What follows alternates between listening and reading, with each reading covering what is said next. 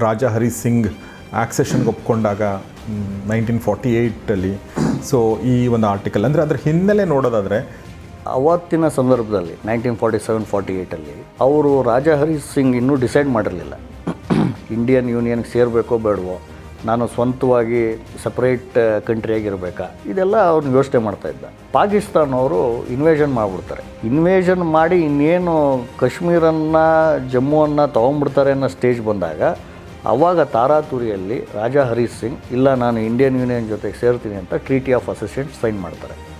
ಅದು ಮಾಡುವ ಸಮಯದಲ್ಲಿ ಅವನು ಆಲ್ರೆಡಿ ನನ್ನಲ್ಲಿ ಸ್ವಲ್ಪ ಕಾನೂನುಗಳಿದ್ದಾವೆ, ನಮ್ಮ ಜನಕ್ಕೆ ಆಲ್ರೆಡಿ ಇದನ್ನು ರೂಢಿ ಮಾಡಿಬಿಟ್ಟಿದ್ದೀನಿ ಈ ಥರ ಕಾನೂನುಗಳನ್ನು, ಅದಕ್ಕೆ ದಯವಿಟ್ಟು ಸ್ವಲ್ಪ ವರ್ಷಗಳ ಮಟ್ಟಿಗೆ ಟ್ರಾನ್ಸಿಷನ್, ಈಗ ವಾರ್ ಲೈಕ್ ಸಿಚುವೇಶನ್ ಇದೆ ಒಂದು, ಎರಡು ನಮ್ಮ ಜನಕ್ಕೆ ಈ ಕಾನೂನು ಆಲ್ರೆಡಿ ಲಾಗು ಮಾಡಿದ್ದೆ ನಾನು, ಆದ್ದರಿಂದ ಇದನ್ನು ಸ್ವಲ್ಪ ವರ್ಷಗಳ ಮಟ್ಟಿಗೆ ಇದನ್ನು ಉಳಿಸಿ ಆಮೇಲೆ ಸ್ಲೋ ಆಗಿ ಇಂಟಿಗ್ರೇಷನ್ ಮಾಡ್ಕೊಳ್ಳಿ, ಯಾರಿಗೂ ಶಾಕ್ ಆಗೋದಿಲ್ಲ ಅನ್ನೋ ವಿಚಾರವನ್ನು ಅವನು ಇಟ್ಕೊಂಡು ಟ್ರೀಟಿ ಆಫ್ ಅಸೋಸಿಯೇಷನ್ ಒಳಗೆ ಅದನ್ನು ಪಾರ್ಟ್ ಮಾಡಿ ಸೈನ್ ಮಾಡಿದ್ದಂಥದ್ದು. ಅವರು since India is agreed transitional temporary ಒಂದು 5 ವರ್ಷಕ್ಕೆ ಮಾಡೋಣ, ಆಮೇಲೆ ಮೆಲ್ಲಕ್ಕೆ ತೊಗೊಂಬೋಣ ಅಂತ ಹೇಳಿ ಮಾಡಿದ್ರೆ ಸುಮಾರು 70 ವರ್ಷದ ಮೇಲೆ ಬೇಕಾಯ್ತು ನನಗೆ ಅದನ್ನು ತೆಗೆದಾಕೋಕ್ಕೆ.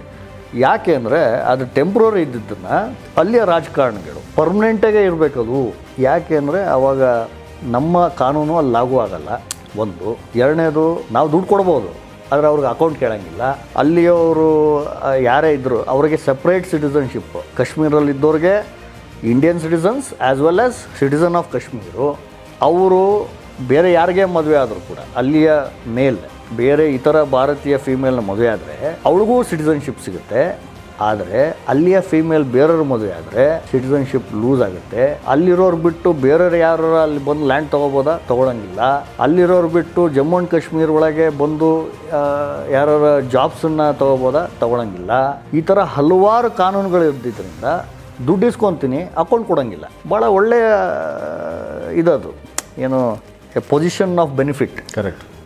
If I am A politician ನನಗದು ಪೊಸಿಷನ್ ಆಫ್ ಬೆನಿಫಿಟ್, ಅದನ್ನು ಯಾಕೆ ಕಳ್ಕೊಳ್ಳೋಕೆ ಇಷ್ಟಪಡ್ತೀನಿ. ಸೊ ಅದನ್ನು ಬೇರೆ ಮಾರ್ಗದಲ್ಲಿ 70 ವರ್ಷಗಳ ಕಾಲ ಅದನ್ನು ಭಾಳ ಸುಸಂಸ್ಕೃತವಾಗಿ ಭಾಳ ಚೆನ್ನಾಗಿ ಅನುಭವಿಸ್ಕೊಂಡ್ರು. ಆದ್ದರಿಂದ ಶಾಕ್ ಆಗಿರೋ ಜನಕ್ಕಲ್ಲ, ಆ ಪೊಲಿಟಿಕಲ್ ಕ್ಲಾಸಿಗೆ ಮಾತ್ರ. ಯಾಕೆಂದರೆ ಅವ್ರ ಪರ್ಸ್ಗೆ ಈಗ ಕತ್ರಿ ಬಿತ್ತು.